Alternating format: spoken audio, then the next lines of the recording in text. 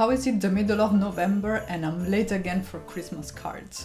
I need something quick, but I don't want something that looks like it was put together in 5 minutes. Thank goodness I have my ScanNCut machine and some really beautiful cut files that I found on Creative Fabrica. And I'm going to show you how I set everything up so that the process is as quick and as stress-free as possible. The first thing we want to do is to bring up the designs in Canvas Workspace, which is the software that comes with the ScanNCut machine. You can click this button over here to import your SVG cut files, and because the design that I'm using today is a layered one, I'm going to repeat this step 4 times to import all 4 layers. At this point we can resize the design to fit the size of your project, and for my cards today I went for more or less 4¼ inches so that I'm still able to send this in A2 envelopes. To make the cutting process as quick as possible, I'm going to move each of the designs in a different section of my cutting mat, and this is also a stage where we can modify the designs to fit our needs. In my specific case, I decided to remove the stars because they're a little bit small and I was afraid they wouldn't cut perfectly, and also I had a different plan for this. You just need to double click on your design, select the elements you want to remove and hit the delete key on your keyboard. The next step is to export the design onto a USB stick so that I can then transfer it to my ScanNCut machine. There are many ways to go about this. You can ink up your backgrounds, you can watercolor them before cutting them, but because I'm in a rush today, I decided to use colored cardstock instead. I chose different color schemes just to keep things a little bit more fun, and for each color scheme I cut 3 different 5×5 inches squares in 3 progressively lighter colors, and then for the 4th panel I chose white. And now the fun begins. It's time to import the files from the USB stick to our ScanNCut machine and arrange the cardstock on our mat.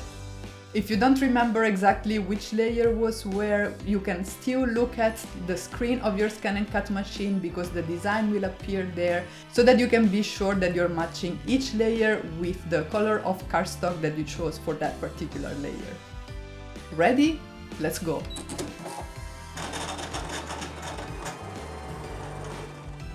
While my ScanNCut machine is working, I wanted to take the opportunity to talk to you about Creative Fabrica. They are an online store that offers cut files, fonts, classes, you name it. The great news is that they're offering a great deal to the viewers of my channel, so if you check the link in the description box down below, you will be able to subscribe to the All Access Pass for just $1 for the first month. You can cancel at any time, but if you decide to stay after the first month, the subscription will renew at $19 instead of the normal $29. So if you're interested, make sure to check the link in the description box down below. At this point you can continue in 2 different ways. One is to cut and assemble each card separately, and the second one is to cut all the layers and then do the assembly production line style. Either way, you really want to make sure that your mat is very sticky, cause otherwise disaster.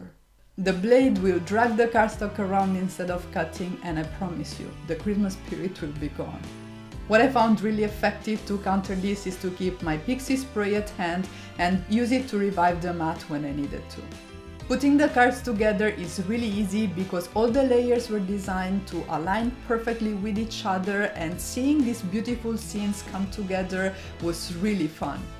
To spice them up a little bit, I decided to use my metallic watercolors to add some stars because every Christmas card deserves a little bit of shine. I kept the sentiments super clean and I stamped all the cards at once, and I think this turned out really gorgeous and would also make a great set to give to someone so that they have some handmade Christmas cards to give out this Christmas. And if you wanna see how many more possibilities SVG files unlock for card making, you should definitely check out this short playlist right here. The first video shares a trick on how to make really unique cards.